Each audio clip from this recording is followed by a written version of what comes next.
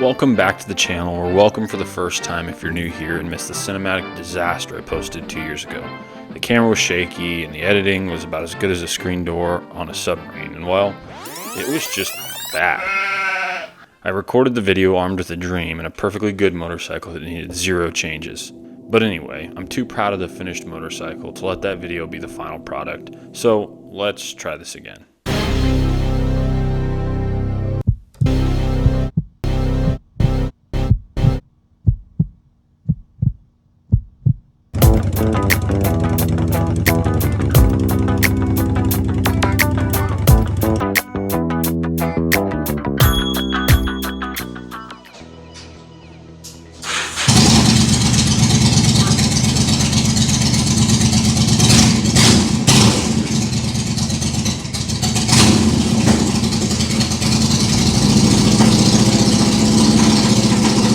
I have a couple stories about this bike and the build, but I wanted to highlight the brown bags here.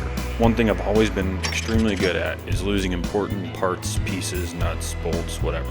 I'm sure many people have done this before me, but I saw a stack of these bags in our pantry and figured that would be a fantastic way to keep track of the nearly 100 bolts, washers, and nuts that I pulled off the bike. I labeled each bag with a part of the bike, such as the seats or exhaust or air intake, and put only the pieces that corresponded to each of those in the bag. Once I was done disassembling each part, I took the bag, obviously I labeled it, and placed it in a larger box on my workbench where they stayed until it was time to put the bike back together. So here's my first story. I'm the kind of guy who has way too many projects going on at a time. And if you're anything like me, you have 8 projects going on and maybe one of them is ever finished in a timely fashion.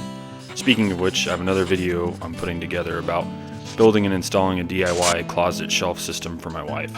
In the process of recording that project, I also took out the single light she had in the closet. It was way too dim, and replaced it with 3 separate 3-inch canless recessed lights. And well, I never finished patching the ceiling where the light was. Fast forward a year and a half, we had a bird make a nest in the fan duct directly over the closet. The bird ended up piercing the duct, and the closet ceiling was covered with nest material and a dead bird. So, needless to say, I'm taking baby steps to ensure that projects are finished in a timely manner. I mentioned that you may finish one of 8 in a timely fashion, and I'm sure my wife was secretly despising the fact that we had 7 unfinished house projects, and this motorcycle took precedence and was finished in 2 weeks. But most of the projects in the house aren't weather dependent. The motorcycle, definitely. I mean, if the weather's getting nice, you gotta have it done. So far, I've gotten everything taken off the bike, obviously except for the gas tank and the fenders. But from there, for whatever reason, don't ask me why, I started sanding and I wire brushed and degreased the motor to prep it for primer and paint. So that's what you're seeing here, is me wrapping up the degreasing and sanding, and then finally I will take a tack cloth to make sure that I've got absolutely every last piece of dust and dirt and debris off of the area that is to be painted. Last thing I'll do is go ahead and mask up everywhere I don't want paint. So there are 2 cooler lines that I wanted to keep the chrome look on. Obviously the chrome head caps I wanted to leave chrome. And then obviously the frame that was already painted black, I was going to go ahead and clean and dress that up. There's no need to paint it. So I went ahead and masked that off as well.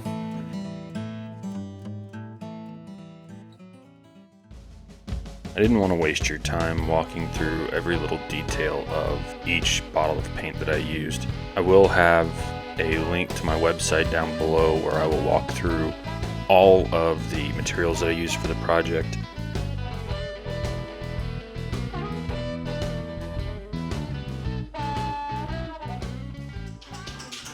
Now that the bike is completely torn apart and it looks like hell, it's finally time to start piecing this back together to where it looks better.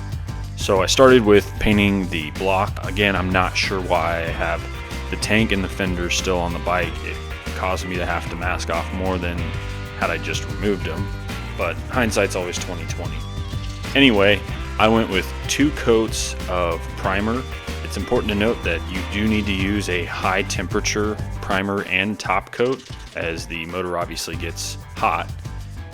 Between coats of primer, I lightly sanded with some 220 grit sandpaper.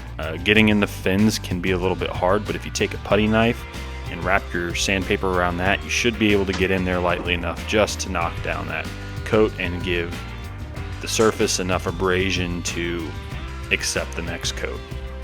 After those 2 coats are dry, I went ahead and started painting the top coat. I ended up doing 4 coats of top coat just to make sure that I had enough coverage and enough thickness that any damage caused by washing the bike or rock chips, whatnot, wouldn't knock off so much paint that it left bare metal. I will have links to a lot of the tools and products and supplies that I used throughout the project linked down in the description. They are affiliate links.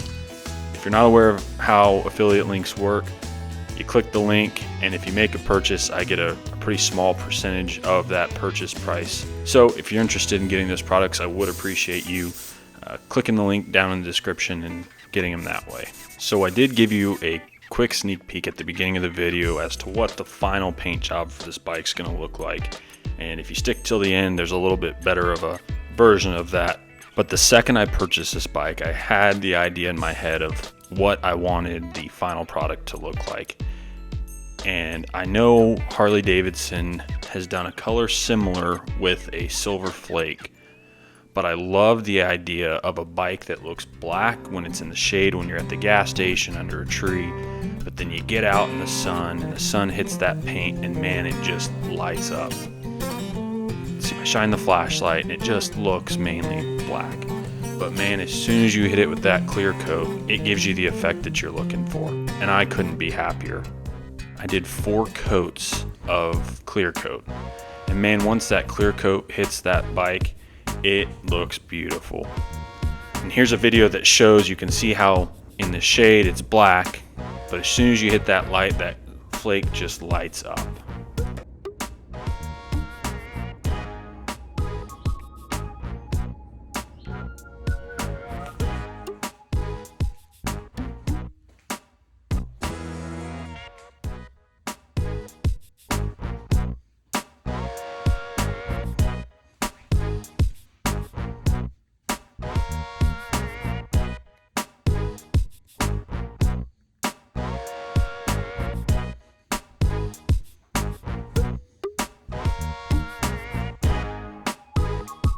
But as with any garage paint job, you get a little bit of junk in the clear coat. So then I went and I blocked the paint. I went from 400 grit sandpaper all the way up to 2000. And then I took it a step further after I was done with the 2000 and I went up to 3000. After I was happy that everything was flat and perfect with the 3000, I came back and I used the Chemical Guys buffing compound and buffed all the body parts.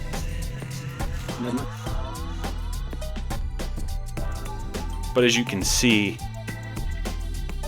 even after buffing, there were still some light swirl marks when you got a light on it. And I didn't want that. I wanted this thing to be glass and perfect.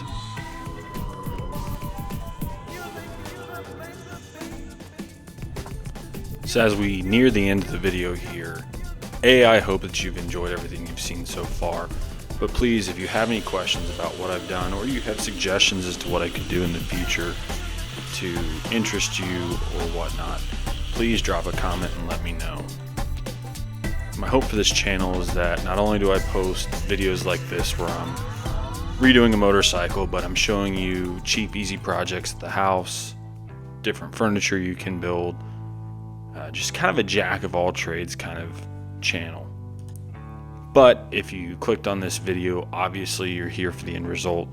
So here shortly you will see the clip where you can really see the texture is just glass smooth on this fuel tank, and it looks jet black, but the second that light hits it again, it just lights up. And you'll have to excuse me because there's obviously some parts of this that were omitted or not filmed, but here it is.